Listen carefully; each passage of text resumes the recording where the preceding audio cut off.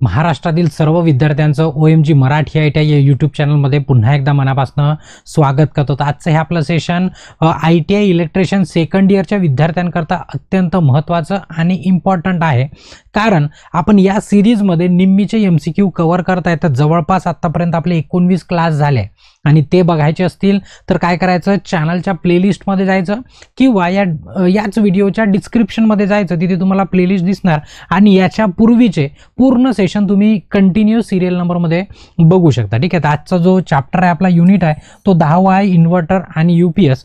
त्याचे क्वेश्चन आपण कव्हर करणार आहे. पण त्यापूर्वी तुम्हाला काय करायचं आहे, जर तुम्ही चॅनलवरती नवीन असाल तर आठवणीने चॅनलला सबस्क्राईब करायचं आणि बेल आयकॉन दाबून ऑल नोटिफिकेशन ऑन करायचं. आणि जे तुमचे मित्र असतील त्यांच्यापर्यंत काय करायचं, याच व्हिडिओची लिंक शेअर करून द्यायची, जेणेकरून त्यांना पण त्यांच्या अभ्यासामध्ये मदत होणार. ठीक आहे, तर आपण प्रश्नाला सुरुवात करू. तर आजचा जो युनिट होता आपला तो काय होता, इन्व्हर्टर आणि UPS होता. ठीक आहे, तर UPS म्हणजेच काय, तर ते बरेचसे प्रश्न येणार, तरी तुम्हाला शॉर्टमध्ये सांगून देतो. UPS म्हणजे अनइंटरप्टेड पॉवर सप्लाय. उदाहरणार्थ तुम्ही कम्प्युटरला एक बॅकअप म्हणून छोटासा UPS लावता, म्हणजे जेणेकरून लाईट जर गेली तरी तुमचा कम्प्युटर 5 ते 10 मिनिट तुम्हाला मिळाले पाहिजे डाटा सेव्ह करण्याकरता. त्याला आपण म्हणतो UPS. आता तो कम्प्युटरचा झाला. असे खूप सारे UPS असतात आणि खूप साऱ्या ठिकाणी त्याचा वापर होतो, बऱ्याच ठिकाणी. तर त्याच संदर्भामध्ये आजचं हे सेशन आहे. ठीक आहे, आता पहिला प्रश्न 140 नंबर आहे. याचा अर्थ की 140 म्हणजे सुटले नाही, बाकीचे याच्या पूर्वी कव्हर केले आपण, आणि आजचा हा पहिला प्रश्न आहे ज्याचा नंबर 140 आहे. चला सुरू करतो. बघा, ISI नुसार घोषित व्होल्टेज 240 असल्यास, ठीक आहे, आता 240 व्होल्ट आहे, ठीक आहे आपले नियम आहे सर्व. ठीक आहे, आई रूलमध्ये वगैरे हे बऱ्याचशा गोष्टी लिहिलेल्या आहे.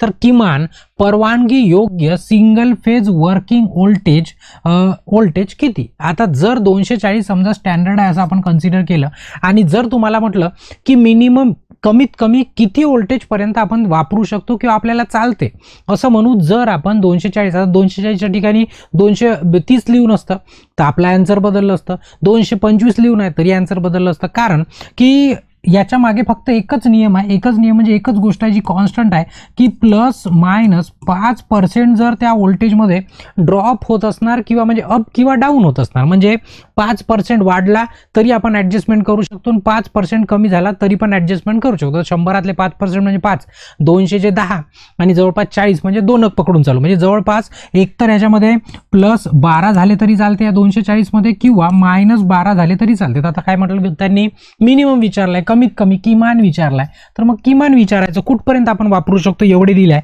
तर मग काय नाही, 240 मधनं जर तुम्ही 12 मायनस केले तर इथे येणार 8 आणि इथे येणार 3, म्हणजे जवळपास 3 नाही, किती 8 नाही, 8 आले, 10 2 गेले, 8 आले, इथे किती येणार 2 येणार, म्हणजे जवळपास तुम्हाला किती चालणार 228 पर्यंत तुम्ही त्याला वापरू शकता. किती वापरू शकता, 228 पर्यंत. 228 वाला जर ऑप्शन बघितला तर या B वरती आहे. ठीक आहे, B वरती आहे. ठीक आहे, तर AB वाला ऑप्शन म्हणजे 28. आता हे जर आकडे बदलले तिकडे आन्सर पण बदलून जातं, पण बेसिक एकदम बदलत नाही, सहसा होते पण 240 राहते. तुम्हाला सांगितलं की ॲक्च्युअलमध्ये काय झालं, माझं काम आहे सांगणं, बरोबर आहे. त्याच्यानंतर बघा, एका कोलम, ठीक आहे, कोलम म्हणजे कुलम पण म्हणू शकता तुम्ही याला. ठीक आहे, एक कुलम विजेमुळे इलेक्ट्रोलाइट पासून मुक्त झालेल्या पदार्थाचे वस्तुमान कोणत्या संज्ञेने सूचित होते. ठीक आहे, म्हणजे सरळ तुम्हाला डेफिनेशन विचारली कशाची, की जर म्हणजे या इलेक्ट्रोलाइटमधनं म्हणा किंवा या प्लेटपासून म्हणा की 1 कुलम इलेक्ट्रिसिटी देत आहे, तुम्ही करंट देताय, चार्ज देताय एक कुलमचा, तर तो जो सबस्टन्स लिबरेट होत आहे म्हणजे निघत आहे किंवा एखाद्या ठिकाणावरती जात आहे, एक सबस्टन्स इलेक्ट्रोलिसिस तुम्हाला चांगल्या पद्धतीने माहित आहे, तर नेमकं त्याला काय म्हणतो आपण, तो सबस्टन्स जो चालला त्याला, किंवा त्याला कोणती डेफिनेशन आहे, कोणती व्याख्या आहे असं विचारलाय, तर त्याला काय म्हणतो आपण ECE म्हणतो. म्हणजेच काय, इलेक्ट्रोकेमिकल इक्विव्हॅलंट म्हणतो. म्हणजे काय, एका कुलम विजेमुळे, म्हणजे 1 कुलम जर वीज दिली आपण या इलेक्ट्रोलिसिसमध्ये, तर मुक्त झालेल्या इलेक्ट्रोलाइटपासून मुक्त झालेल्या पदार्थाचे वस्तुमान कोणत्या संज्ञेने सूचित करते, त्याला इलेक्ट्रोकेमिकल इक्विव्हॅलंट म्हटलं जातं. इथं जर बघाल तुम्ही तर शेवटी आहे बघा, इलेक्ट्रोकेमिकल समतुल्य, म्हणजे रासायनिक समतुल्य, त्यालाच इलेक्ट्रोकेमिकल इक्विव्हॅलंट असं म्हटलं जातं. म्हणजे मराठीमध्ये रासायनिक समतुल्य असं त्याचं नाव आहे. म्हणण्याचं D उत्तर काय एकदम परफेक्ट आहे. ठीक आहे, चला नंतरचा प्रश्न. आता हे UPSचं चित्र आहे, असं प्रत्येक कंपनीचं वेगळं राहते. UPS याच्यामध्ये बॅटरी राहते, म्हणजे इलेक्ट्रिसिटी गेल्यानंतर तुम्हाला सप्लाय प्रोव्हाइड करतो, तर डिपेंड करते ते किती मोठा आहे त्याच्यावरती. ठीक आहे, UPSचे पूर्ण रूप काय? आता सुरुवातीला सांगितलं त्याला काय म्हणतो आपण, अनइंटरप्टेड पॉवर सप्लाय. म्हणजे पॉवर सप्लाय जरी बंद झाला तरी आपलं काम इंटरप्ट नाही झाला पाहिजे. इंटरप्ट म्हणजे थांबलं नाही पाहिजे, त्याचंच नाव आहे अनइंटरप्टेड पॉवर सप्लाय. ते अशी असते. तर अनइंटरप्टेड पॉवर सप्लाय जर बघितलं तुम्ही तर तो तुम्हाला ऑप्शन दिसते डी वरती, uninterrupted power supply, uninterrupted power supply. ठीक आहे. आणि याला होते तिथपर्यंत मराठी ट्रान्सलेट नाही करायचं, कारण UPSचा अर्थ मग वेगळा काहीतरी होऊन जाईल. बरोबर आहे. UPS तर UPSच आहे, तर डी याचं उत्तर काय एकदम परफेक्ट आहे. चला नंतरचा प्रश्न आहे की वारंवारता कन्व्हर्टर कोणता आहे? आता तुम्हाला जर आठवत असणार याच्यापूर्वीच आपण एक सायको म्हणून तुम्हाला एक शब्द सांगितला, त्याला सायक्लो कन्व्हर्टर म्हणतो आपण. काय म्हणतो? सायक्लो कन्व्हर्टर. तर मी म्हटलं सायको वेगळा आहे, सायक्लो वेगळा आहे असं मी याच्यापूर्वीच्या तुम्हाला क्लासमध्ये सेशनमध्ये सांगितलं आहे. तर जर तुम्हाला फ्रिक्वेन्सी म्हणजे AC टू AC कन्वर्ट करायचं आहे पण त्याची फ्रिक्वेन्सी बदलवायची आहे, फ्रिक्वेन्सी बदलवायची आहे, ते कोण बदलवू शकते? तो बदलवू शकतो सायक्लो कन्व्हर्टर किंवा रूपांतरक. कोण? त्याला म्हणतो सायक्लो रूपांतरक. सायको नाही, पुन्हा आठवण ठेवा लक्षामध्ये, याच्यापूर्वी सांगितलं. ठीक आहे. सी उत्तर काय एकदम परफेक्ट. त्याच्यानंतर ठीक आहे. आता बघा हे कसं होते आणि काय होते. तर तुम्ही जर बघितलं असणार तर नेमकं सायक्लो कन्व्हर्टरमध्ये काय होते ते सांगतो. बघा हे जे हा जो आपला नॉर्मल वेव्हफॉर्म आहे, नॉर्मल वेव्हफॉर्म, ठीक आहे, इथून इथपर्यंत एक सायकल आहे, इथून इथपर्यंत एक सायकल आहे.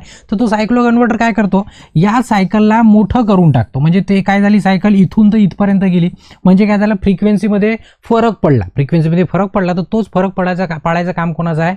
आपल्या सायक्लो कन्व्हर्टरचं आहे. ठीक आहे. चला नंतरचा प्रश्न आहे की बघा PWM म्हणजेच त्याला म्हटलं जातं पल्स विथ मॉड्युलेशन. ठीक आहे. चे पूर्ण स्वरूप काय आहे? तर आता पल्स विथ मॉड्युलेशन कुठे आहे बघायचं. पल्स विथ म्हटलं जातं, विथ नाही आहे. ठीक आहे. विथ इथं पण आहे, इथं पण आहे. ठीक आहे. तर इथं फेज आहे, फेज नाही पाहिजे आपल्याला. काय पाहिजे? Pulse with modulation. ठीक आहे. याला मराठीमध्ये ट्रान्सलेट करायचं नाही, कारण की तो फुल फॉर्म विचारला, त्याचं बी उत्तर बरोबर आहे. काय म्हणतो त्याला? पल्स विथ मॉड्युलेशन म्हणतो. म्हणजे हा काय करतो, पॉवर डिलिव्हर करायचं काम आहे. कोणाचं? PWMचं. आता हे शॉर्टकटमध्ये झालं. पल्स विथ मॉड्युलेशन वेगळं. ठीक आहे. म्हणजे पॉवर कंट्रोल करून समोर पाठवणं ते कोणाचं काम आहे? PWMचं आहे. ते फ्रिक्वेन्सीचं वगैरे रिलेशन आहे त्याच्यासोबत. आता होते एवढंच कामाचं आहे आपलं, त्याच्यापेक्षा जास्ती काय तुमच्या कामाचं नाही आहे. ठीक आहे. चला त्याच्यानंतर ऑफलाईन UPS पेक्षा ऑनलाईन UPSचा काय फायदा आहे? आता बघा UPSचे दोन प्रकार असतात, दिसायला सारखे पण ते फंक्शन वेगळे असतात. कसे? की एक UPS असा असतो की लाईट गेली तर तुम्हाला जाणवणार नाही, म्हणजे तुमचा लाईट सुद्धा ब्लिंक होणार नाही, कम्प्युटर बंद होणार नाही. तो एक झाला, त्याला ऑनलाईन UPS म्हटलं जातं. काय म्हटलं जातं? Online UPS. म्हणजे तुम्हाला जाणवणार नाही लाईट गेली म्हणून. एक दुसरा UPS दिसायला सारखाच, पण लाईट गेली की काही सेकंदासाठी तो ब्लिंक करणार, लाईट ब्लिंक करणार, कम्प्युटर चालू असणार तर बंद होऊन जाणार. बरोबर आहे. त्याला काय म्हटलं जातं? ऑफलाईन म्हटलं जातं. काय म्हटलं जातं? ऑफलाईन. आणि जो तुम्हाला जाणव पण देत नाही त्याला काय म्हणतो आपण? ऑनलाईन UPS म्हणतो. काय म्हणतो आपण? Online UPS. बरोबर आहे. तर आता तुम्हाला विचारलाय की ऑफलाईन का बरं चांगला नाही आहे आणि ऑनलाईन का बरं चांगला, असं विचारलाय. ऑफलाईन UPS पेक्षा ऑनलाईन UPSचा नेमका काय फायदा आहे? तर काय फायदा आहे तो जर बघितला आपण, सतत पॉवर आउटपुट पुरवतो, दोघेही पुरवतो, याच्यामध्ये काही विषय नाही आहे. हे स्थिर आउटपुट वारंवारता देते, दोघांचं काम आहे. सिग्नल फेज किंवा 3 फेज पुरवठा कायम करतो. त्याच्यानंतर free from change over and transition problem. बघा बदल आणि संक्रमण समस्यांपासून मुक्त होते. बदल आणि म्हणजे काय? Free from change over and transition. म्हणजे ते जेव्हा आपण लाईट गेली, पॉवर ऑफ झाला, सप्लाय देताना चेंज ओव्हर स्विच चेंज होते. म्हणजे तुमचा मेन सप्लायपासनं तुमच्या इन्व्हर्टरवर टाकलं जातं, म्हणजे UPSच्या बॅटरीवर टाकलं जातं.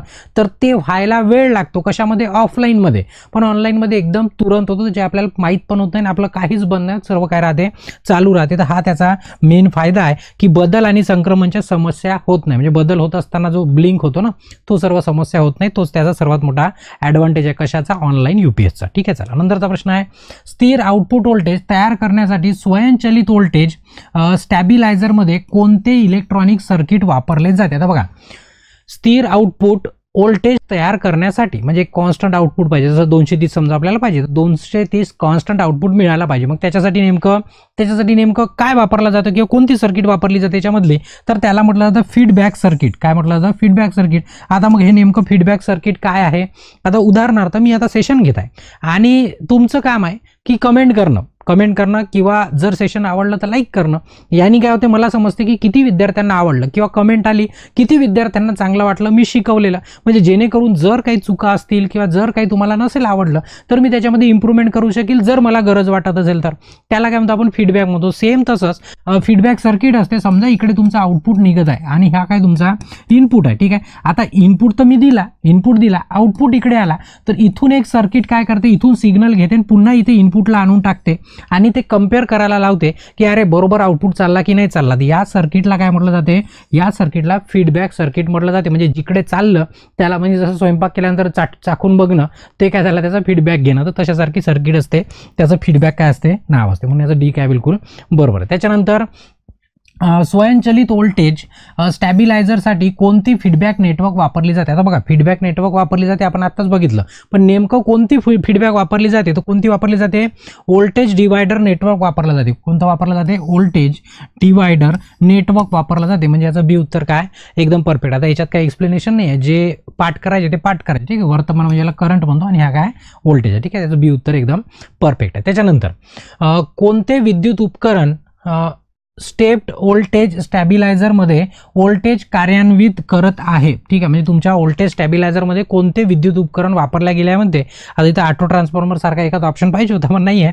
पण इथं ऑटोस्टॅट आहे, ॲक्च्युली ऑटोस्टेट पाहिजे होतं, पण जे आहे ते नेहमीच्या याच्यामध्ये ऑटोस्टॅट आहे. हा काय करते, आपल्या याच्यामध्ये हे ते उपकरण आहे जे काय करते, व्होल्टेज स्टॅबिलायझरमध्ये व्होल्टेज कॉन्स्टंट ठेवण्याचं काम करते. तर पुन्हा असाच एक प्रश्न आहे आणि त्याचं उत्तर वेगळं आहे आणि ऑप्शन पण वेगळे आहे. ऑटोस्टॅट एवढं फक्त लक्षामध्ये ठेवा. ठीक आहे, त्याच्यानंतर आहे डिस्चार्ज झालेल्या सेल अंतर्गत प्रतिकार शक्तीवर काय परिणाम होतो. बघा, तुमचा जो सेल राहतो, जसं हा मेल आहे म्हणजे डेड झालाय. म्हणजे नेमकं काय की जो सेल असतो आपला, त्याचा तुम्हाला माहिती आहे याचा फुल चार्ज असतो. बॅटरीच पकडा ना एक साधीशी चार्जिंगवाली वगैरे.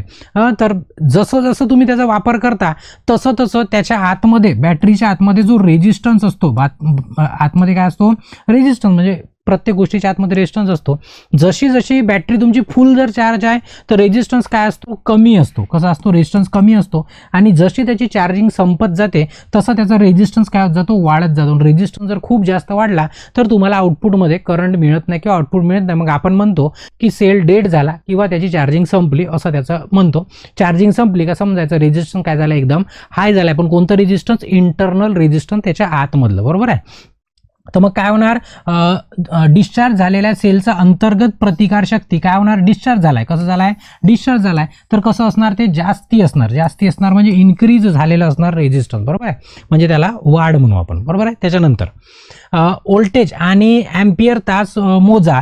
जर 1.5 व्होल्टची एक बॅटरी आहे किंवा एक सेल आहे आणि 8 अँपियर अवर अशी त्याची काय करंट रेटिंग आहे, त्याची रेटिंग आहे, अँपियर अवर त्याची रेटिंग आहे. म्हणजे तासाला 8 अँपियर तर देईल, म्हणजे त्याला अँपियर रेटिंग म्हटलं जातं. असे आहे.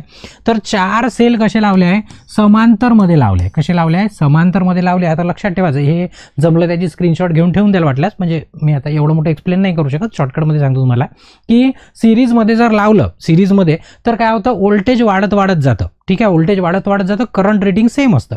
आणि तेच जर तुम्ही पॅरललमध्ये लावलं तर व्होल्टेज सेम असतं, करंट रेटिंग वाढत जातं. ठीक आहे, इथं दिलाय, तुम्ही वाचून पण घेऊ शकता नंतर. मी आता इथे शॉर्टकटमध्ये सांगून देतो पटकन. ठीक आहे, आता बघा, 1.5 व्होल्टचे काय सेल आहे. ठीक आहे, किती आहे, 4 आहे. आणि कसे जोडले आहे, समांतरमध्ये. तर समांतरमध्ये जोडलं तर व्होल्टेज काय असतं, तेवढंच असतं. म्हणजे 1.5 जरी असले तर 4 लावल्यानंतर पण त्याचं किती असणार, 1.5 व्होल्ट असणार. कारण कसे लावले आहे, समांतरमध्ये लावले. समांतरचं उदाहरण आहे. दुसरं, पुन्हा अँपियर रेटिंग आहे, किती आहे, 8 अँपियर अवर आहे. आता अँपियर रेटिंग जर तुम्ही पॅरलल समांतरमध्ये लावले तर ते वाढत जाते. म्हणजे आता 4 आहे, म्हणजेच किती झालं, 8/32 झालं. किती झालं, 8/32 झालं. म्हणून याचं उत्तर काय येणार, उत्तर येणार तुमचं काय येणार, अँपियर अवर रेटिंग किती होणार, 32 होणार.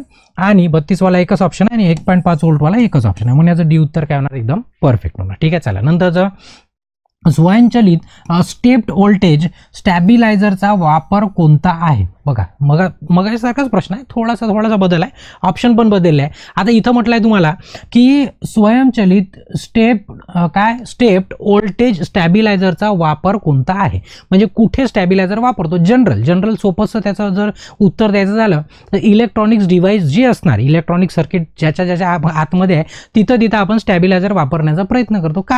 कारण की व्होल्टेज कमी जास्त झालं तर ती इलेक्ट्रॉनिक्सची सर्किट उडून जाते, कारण की तुम्हाला माहिती आहे 5 ना 12 व्होल्टवरती ती काम करते, बरोबर आहे. मग त्याच्यातही आपला 230 स्टेप डाऊन करतो, त्याच्यात जर बिघाड आला, थोडासा मागं पुढे झाला तर फटकन उडून जाते. मग तिथे स्टॅबिलायझर वापरतो. स्टॅबिलायझर काय करतो, तुम्हाला एक कॉन्स्टंट व्होल्टेज तुम्हाला आउटपुट देतो. कुठं लावू शकता बघा, याच्यामध्ये काही इलेक्ट्रॉनिक्स नाही, याच्यामध्ये पण काही इलेक्ट्रॉनिक्स नाही, आणि पंप मोटरमध्ये पण इलेक्ट्रॉनिक्स नाही. इलेक्ट्रॉनिक सर्किट कशामध्ये असते, टेलिव्हिजनमध्ये असते, रेफ्रिजरेटरमध्ये असते, कम्प्युटरमध्ये असते. म्हणून आपण काय करतो, तिथं स्टॅबिलायझरचा वापर करतो. म्हणजे व्होल्टेज कमी जास्त जरी झालं तरी आपल्याला म्हणजे प्रॉब्लेम झाला नाही पाहिजे आपल्या डिव्हाइसला, तो आपला मेन उद्देश असतो. ठीक आहे. त्याच्यानंतर इन्व्हर्टरचे कार्य काय, आता हे सर्व आहे ना मागच्या सेशनमध्ये पण आपण डिस्कशन केलं आहे शायद, आणि इथं लिहून पण ठेवलं आहे, तर तुम्ही तुमच्यासाठी वाचून घेऊ शकता किंवा लिहून ठेवू शकता.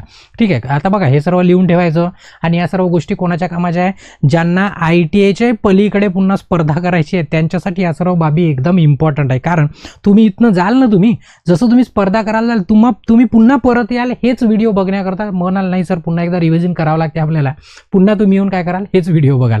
एवढं इम्पॉर्टंट असणार आणि एवढं इम्पॉर्टंट ते कामाचं आहे. ठीक आहे. बरं, इन्व्हर्टरचं कार्य काय, इन्व्हर्टर काय करते, मी याच्यापूर्वी सांगितलं दोन गोष्टी असतात बघा. इथं कन्व्हर्टर लिहिलं आहे, कन्व्हर्टरच्या ठिकाणी रेक्टिफायर पण म्हणू शकतो. काय म्हणू शकतो, रेक्टिफायर पण म्हणू शकतो. ठीक आहे. रेक्टिफायर काय करतो, AC ला DC मध्ये कन्वर्ट करतो. ठीक आहे. आणि जो तुमचा इन्व्हर्टर आहे तो काय करतो, DC ला AC मध्ये कन्वर्ट करतो. काय करतो, AC मध्ये कन्वर्ट करतो. तर बघायचं इन्व्हर्टर म्हटलं आहे, तर मग आता बघायचं की DC ला कोण AC मध्ये करताय. बघा, DC व्होल्टेज AC मध्ये रूपांतरण करते. बी वाला ऑप्शन दिसताय. पुन्हा काय, AC टू DC नाही, इथं काय झालं, DC टू DC पण नाही, AC टू C म्हणताय, C नाही, AC टू AC पाहिजे होतं, AC हे पण नाही आहे, बरोबर आहे. तर आपलं बी उत्तर काय एकदम परफेक्ट आहे. ठीक आहे. म्हणजे काय काम आहे इन्व्हर्टरचं, तर DC ला AC मध्ये रूपांतरण करणं, मग आपण त्याला वापरतो, बरोबर आहे. चार्जिंग होत असताना उलटं होतं याच्या.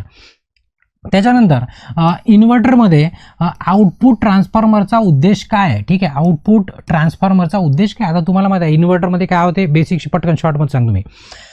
एक बॅटरी असते, एक काय असते, बॅटरी असते. त्या बॅटरीला आपण काय करतो, त्या बॅटरीला आपण चार्ज करतो. चार्ज करतो. आता चार्ज केलं आणि लाईट गेली, तर मग आता इथनं काय करतो आपण, आउटपुट घेतो. आता आउटपुट किती घ्याल तुम्ही, खूप 12 व्होल्ट किंवा मग जास्तीत जास्त 24 व्होल्ट घ्याल. किती घ्याल, 24 व्होल्ट. आणि मग तुम्हाला याला काय करायचं आहे, AC मध्ये कन्व्हर्शन करायचं आहे. कारण आपल्याला DC नाही पाहिजे आणि AC पाहिजे. तोही AC किती पाहिजे, कमीत कमी नाही काय म्हटलं तर ॲज अन ॲव्हरेज 230 व्होल्ट पाहिजे. तर मग तुम्हाला काय करावं लागेल, या व्होल्टेजला ACत रूपांतरण करून त्याला स्टेप अप करावं लागेल. म्हणजे 24 व्होल्टला तुम्हाला 230 मध्ये वाढवावं लागेल. ठीक आहे. मग DC ला AC कन्वर्ट केल्यानंतर, तर ते मेन काम असतं आपल्या ट्रान्सफॉर्मरचं. तर इथं जर बघितलं तर बघा काय कुठे गेलं, ॲम्प्लिफायर मधून AC स्टेप अप करणे. काय करणे, AC ला स्टेप अप करणे. कसं स्टेप अप केलं ती तुम्हाला समजलं, आणि तुम्हाला आता समजलं, हुशार झाले तुम्ही आता. ठीक आहे. तर आता C उत्तर काय आहे एकदम फायनल आहे. त्याच्यानंतरचा प्रश्न आहे की स्वयंचलित व्होल्टेज स्टॅबिलायझरमध्ये कोणत्या प्रकारचे आउटपुट ट्रान्सफॉर्मर वापरले जातात. तर नेमकं कोणतं ट्रान्सफॉर्मर वापरलं जातं स्टॅबिलायझरमध्ये असं विचारलंय तुम्हाला. बघा, कोणतं, ऑटो ट्रान्सफॉर्मर वापरलं जातं. काय वापरलं जातं, ऑटो ट्रान्सफॉर्मर. याच्यामध्ये काय होते, व्होल्टेज व्हॅरी करता येतो. व्हॅरी करता येतं. मॅन्युअल पण असतं आणि ऑटोमॅटिक असतं. स्टॅबिलायझरमध्ये ऑटोमॅटिकवाला ऑटो ट्रान्सफॉर्मर लावलं जातं. ठीक आहे. नंतरचा प्रश्न आहे, स्थिर व्होल्टेज ट्रान्सफॉर्मर कोणत्या तत्वावर कार्य करते. आता हे तत्व आहे ना पाठ करायचं. जसं इंडक्शन मोटर कोणत्या तत्वावर काम करते, DC मोटर कोणत्या तत्वावर काम करते, सेम तसं पाठ करायचं की स्थिर व्होल्टेज ट्रान्सफॉर्मर म्हणजेच कॉन्स्टंट, म्हणजे ऍक्च्युअली याचं दुसरं नावच आहे. कॉन्स्टंट व्होल्टेज ट्रान्सफॉर्मरचं दुसरं नाव काय, त्याचं नाव आहे फेरो रेझोनंट प्रिन्सिपल नाव आहे. काय, फेरो रेझोनंट प्रिन्सिपल. त्याचं C उत्तर एकदम पाठ, आता इलाज नाही आहे. फेरो रेझोनंट तत्व हे या प्रिन्सिपलवरती काम करते. आपलं काय, स्थिर व्होल्टेज ट्रान्सफॉर्मर. आणि ॲक्च्युअलमध्ये याचं दुसरं नाव पण तेच आहे, म्हणजे तत्व पण म्हणू शकतो किंवा नाव पण त्याचं तेच आहे. ठीक आहे. म्हणून याचं C उत्तर काय एकदम परफेक्ट आहे. त्याच्यानंतरचं आहे सर्वो व्होल्टेज सर्व व्होल्टेज स्टॅबिलायझरमध्ये कोणता ट्रान्सफॉर्मर वापरला जातो? ठीक आहे, आता सर्व व्होल्टेज स्टॅबिलायझर, पुन्हा स्टॅबिलायझरचा एक नवीन प्रकार आला असं म्हणू शकतो. तर याच्यामध्ये स्टॅबिलायझरमध्ये कोणता ट्रान्सफॉर्मर वापरला जातो? ते एकदम सोपंच आहे का? टॉरॉइडल, काय टॉरॉइडल असा गोल गोल असतो तो ट्रान्सफॉर्मर, कशासारखा, खायची एक वस्तू मिळते अशी, बालुशाही कशी असते तुम्हाला माहीत असणार, तशा टाईपचा एक ट्रान्सफॉर्मर असतो. ठीक आहे, याच्यावर अशी वाइंडिंग असते, अशा टाईपचा जो ऑटो ट्रान्सफॉर्मर असतो तो वापरला जातो कशामध्ये? स्टॅबिलायझरमध्ये. ठीक आहे, त्याचं सी उत्तर काय झालं? एकदम परफेक्ट झालं. ठीक आहे, त्याच्यानंतर AC व्होल्टेज स्टॅबिलायझरचा प्रकार काय आहे? आता याच्यामध्ये डायग्राम दिली आहे. डायग्राममध्ये काय दिसतंय तुम्हाला बघा, सांगतो. हा तुमचा ऑटो ट्रान्सफॉर्मर आहे, हा काय तुमचा ऑटो ट्रान्सफॉर्मर आहे, ही त्याची प्रायमरी आहे, आणि इकडनं तुम्हाला काय मिळणार आहे? हे आहे त्याची सेकंडरी. हे काय त्याची सेकंडरी. इथनं काय केलं आहे? टॅपिंग केलेलं आहे. काय केलेलं आहे? टॅपिंग केलेलं, म्हणजे इथं एक, इथं एक आणि इथं एक. मी काय करू शकतो? मला जेवढा व्होल्टेज पाहिजे, इथे व्होल्टेज वेगळा मिळणार, इतकं केलं तर व्होल्टेज वेगळा मिळणार, इथून इथपर्यंत केलं व्होल्टेज वेगळा मिळणार. व्होल्टेज काय होत जाते? माझा बदल होत जाते. बरोबर आहे. तर मग आता नेमकं विचारलं आहे की नेमकी डायग्राम कोणती आहे किंवा कोणत्या प्रकारचा आहे? तर लक्षात घ्या, याला म्हटलं जातं मॅन्युअल स्टेप व्होल्टेज. ठीक आहे, मॅन्युअल का बरं म्हटलं आहे? कारण की याला आपल्याला हाताने वरती खालती करायचं आहे, म्हणजे ऑटोमॅटिक नाही, याला हाताने आपल्याला वर खाली करायचं आहे, म्हणून त्याला मॅन्युअल म्हटलं आहे. Manual step voltage stabiliser. काय म्हटलं आहे? Step voltage stabiliser. ठीक आहे, म्हणून याचं सी उत्तर काय? एकदम परफेक्ट आहे. ठीक आहे, चला नंतरचा प्रश्न आहे. नंतरचा व्होल्टेज स्टॅबिलायझरमधील इलेक्ट्रॉनिक सर्किटमध्ये शॉर्ट सर्किट दोष तपासण्यासाठी कोणता उपकरण वापरतो? आता बघा, इलेक्ट्रॉनिक्स वस्तू आहे, त्याच्यामध्ये शॉर्ट सर्किट हो, ओपन हो, नाही तर पेटो, काही हो, आपल्याला जर वापरायचं असणार तर आपल्याला मल्टीमीटर वापरावं लागतं. काय वापरावं लागतं? मल्टीमीटर. आता एकच उपाय, दुसरा काही उपाय नाही याच्यामध्ये. तर काय वापरणार आपण? मल्टीमीटर वापरणार, जो की डी वरती आहे. ठीक आहे, चला नंतरचा प्रश्न आहे की साध्या इन्व्हर्टरमधील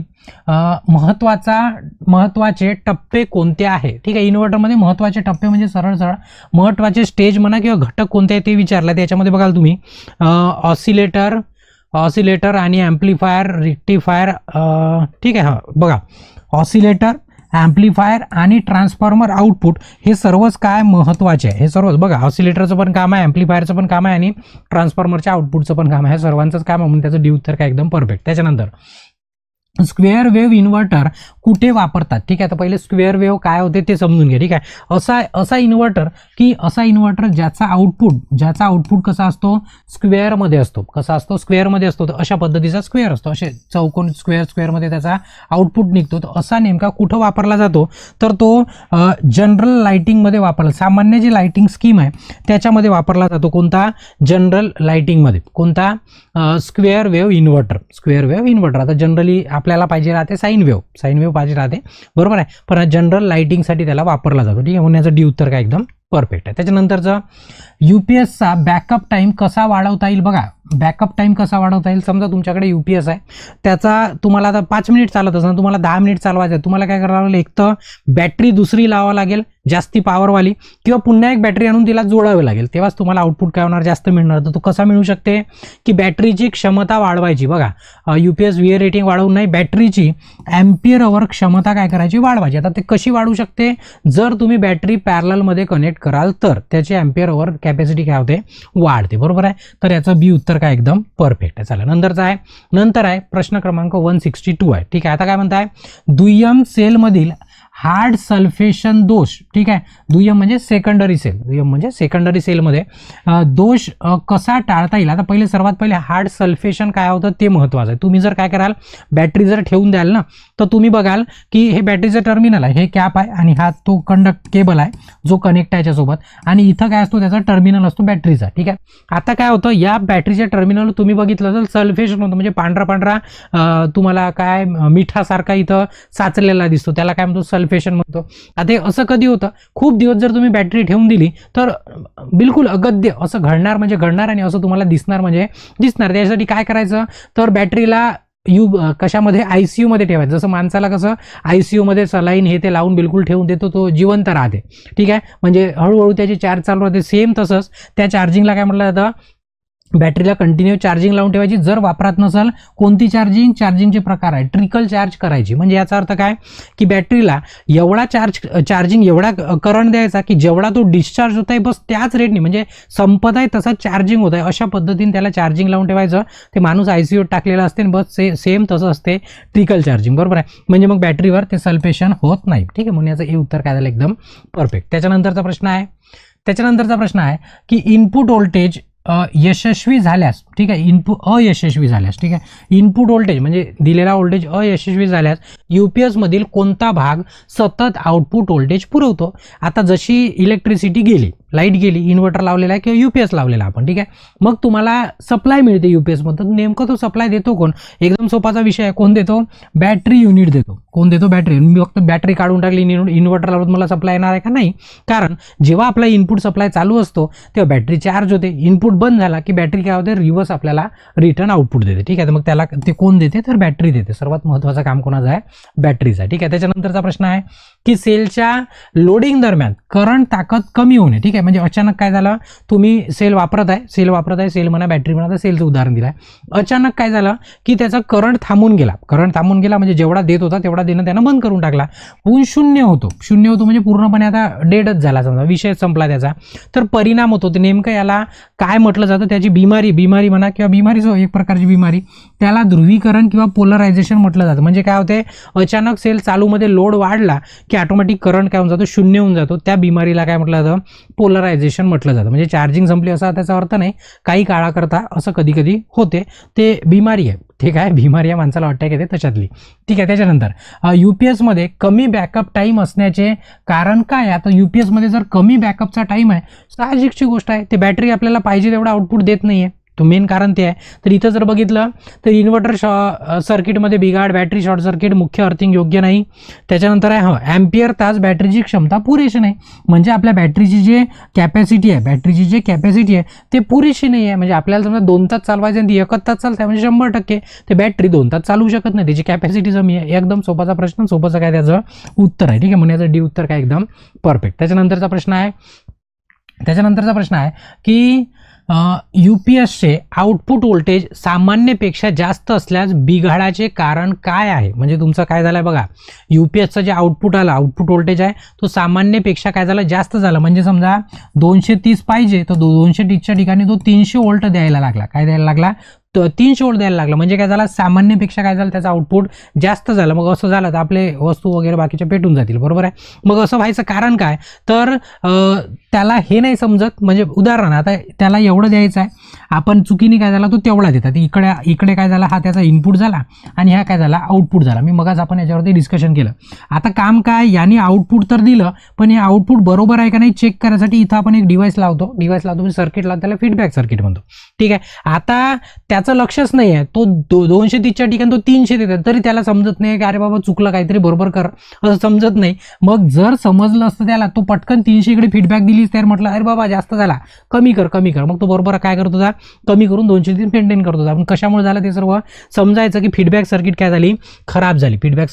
खराब झाली. तिथं फीडबॅकवाला ऑप्शन जर बघितला तर बी वरती आहे. कुठे आहे? फीडबॅक सर्किट म्हणजे सदोष म्हणजे डिफेक्टिव्ह आहे तुमची फीडबॅक सर्किट, म्हणून ते तसं झालं की वाजवीपेक्षा जास्तीचं व्होल्टेज तुम्हाला आउटपुटमध्ये मिळालं. म्हणजे याचं बी उत्तर काय झालं? एकदम फायनल झालं. ठीक आहे, त्याच्यानंतरचा प्रश्न आहे संपूर्ण लोडसह UPS ट्रिप करण्याचे कारण काय आहे? म्हणजे बघा, तुमचं UPS समजा रेटिंग समजा 500 व्होल्ट एम्पियर आहे समजा. ठीक आहे, 500 व्होल्ट एम्पियर आहे आणि तुम्ही काय केलं? त्याच्यावरती 500 व्होल्ट एम्पियरचं लोड लावून दिलं, तर अभ्यासची गोष्ट आहे, तर ते काय होईल? UPS ट्रिप होऊन जाईल. म्हणजे तुमची जर 50 किलो उचलायची कॅपॅसिटी असेल आणि मी तुमच्या डोक्यावर जर 200 किलो टाकलं, तर अभ्यासची गोष्ट आहे, तुम्ही खालती लोडून जाल आणि तुमच्या उरावरती ते वजन पडणार, बरोबर. कारण काय? त्याला ओव्हरलोड म्हणतो आपण. काय म्हणतो? ओव्हरलोड. सेम कंडिशन आता इथं आहे की असं का बरं होत आहे? ट्रिप होऊन राहिली. तर का बरं ट्रिप होत आहे? मुख्य पुरवठा अपयश होत आहे का? नाही. ओव्हरलोड सेटिंग काय चुकीची आहे. बघा, संपूर्ण लोडसह UPS ट्रिप करण्याचे कारण काय? की काय होते? मग याच्यामध्ये एक सेटिंग असते UPS मध्ये की नेमकं किती लोड पर्यंत, म्हणजे 500ची कॅपॅसिटी आहे, कधी ट्रिप करायचं आहे, 300वर करायचं आहे, 200वर करायचं आहे की 500वर करायचं आहे. तर ते सेटिंग जर चुकली तर मी 100वर करून ठेवली तर 500 घ्यायच्या पहिलेच तो ट्रिप होऊन जातो, बरोबर आहे. तर ते सर्व होण्याचं कारण काय की ओव्हरलोड जी सेटिंग आहे ती काय आहे, चुकीची आहे. म्हणजे एवढ्या लोडवरती ट्रिप व्हायचं त्याला सांगून ठेवावं लागतं ना. ते ओव्हरलोड झाला की ऑटोमॅटिक काय होतं, ट्रिप होतं, सेटिंग चुकली असेल तर. ठीक आहे, म्हणून याचं बी उत्तर काय झालं, एकदम करेक्ट झालं. ठीक आहे, हा होता 167वा प्रश्न. कोणाचा, UPS आणि इन्व्हर्टर सेकंड इयरच्या विद्यार्थ्यांचा, जे विद्यार्थी इलेक्ट्रिशियन ट्रेडमध्ये. ठीक आहे, आपली सिरीज चाललेली आहे, आपला हा 20वा क्लास होता. म्हणजे या क्लासमध्ये आपण इन्व्हर्टर आणि UPSचे पूर्ण प्रश्न काय केले, समाप्त केले, म्हणजे संपवले. ठीक आहे, आता जर तुम्हाला सेशन आवडलं असेल तर आठवणीने काय करायचं, सेशनला लाईक करायचं आणि तुमच्या मित्रांपर्यंत आवर्जून काय करायचं, याला शेअर करायचं. आणि जर तुम्ही अजूनपर्यंत चॅनलला सबस्क्राईब नसेल केलं तर आठवणीने चॅनलला सबस्क्राईब करा आणि बेल आयकॉन दाबून ऑल नोटिफिकेशन ऑन करा. ठीक आहे, बाकी सेशन आपण याच्यानंतरच्या सेशनमध्ये आपण कंटिन्यू करतो. तोपर्यंत ब्रेक घेतो. धन्यवाद.